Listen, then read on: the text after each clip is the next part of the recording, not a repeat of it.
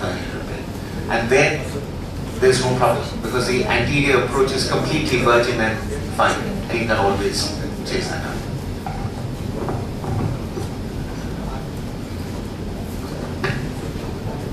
Well, when we talk about the recurrent hernia, my concept is absolutely simple. If the recurrence is after open surgery, it's easier to do laparoscopically. If the recurrence is after laparoscopic surgery, it's much easier to do it open surgery. So whenever I have a patient having recurrence after open surgery, I always do it laparoscopically. When there is a recurrence after laparoscopic surgery, I always do it open. But if there is a third recurrence, that means first open, then laparoscopic, and again recurrence, I certainly would go laparoscopically.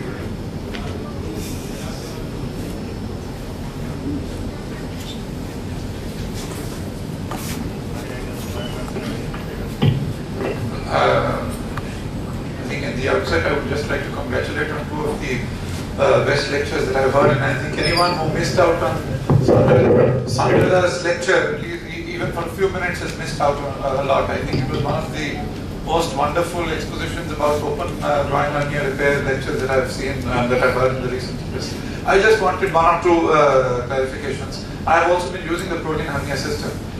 Where exactly do you make the nick on the posterior wall? I mean, is it in the is it on the posterior wall or around the neck of the sac in order to create the space? Yes, I'm glad you asked that, Ashwin, because I find that if you nick at the neck of the sac and principally do it away from the inferior gastric, because you don't want that inadvertent first nick to catch up the inferior gastric. So if it's an indirect hernia, I would do it laterally.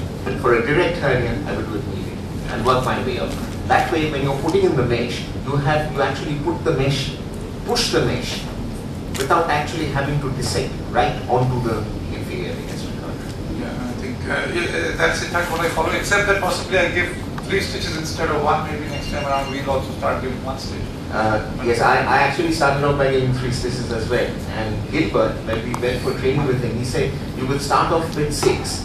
Gradually, as you progress, you work down to 1. So I'm still with you because I put in 2. I still sometimes for very big hernias I actually split it and still fix it. You know, I evolved from LinkedIn style, so you will appreciate my concerns for not keeping it 1.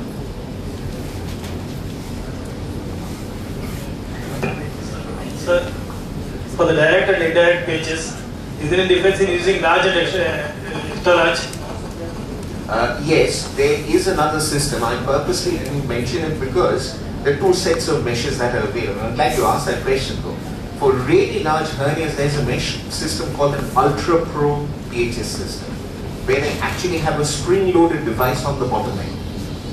You see, for small hernias when you're using a small mesh, that is why if you see my video, the last big hernia, we've evolved this technique of actually deploying the mesh over the roller coaster to ensure that that mesh stays flat. When you have a really large hernia, it's actually easier to use an Ultra Pro. Only thing is that Ultra Pro system is frightfully expensive. When we started using the PHS mesh, it was 12,000 rupees. After reaching 200 mark, we convinced Johnson & Johnson, if you want us to use it, you better bring the price down. Now it's down to 6,500. So just to give you a sense of it.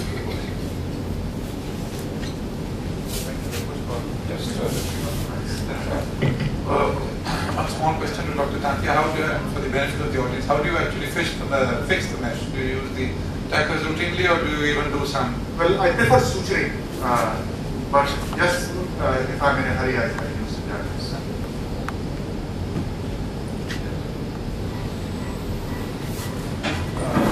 Personally, what is your choice of laparoscopic hernia repair, TAP or TEP? My indications for TAP and TEP are very clear. If the patient is having irreducible hernia, I always go TAPP. If the patient had earlier surgery in the same area, I always go TAPP. And TEP, remaining rest of the patients, I go TEP. Most of the hospitals are not equipped with both kinds of telescopes, 0 degree and 30 degree. What is your suggestion on for TEP, I feel that 0 degree scope is a better scope. Majority of the hospitals do have a 0 degree scope, and you can do hernia surgery even with a 0 degree scope. There is no problem.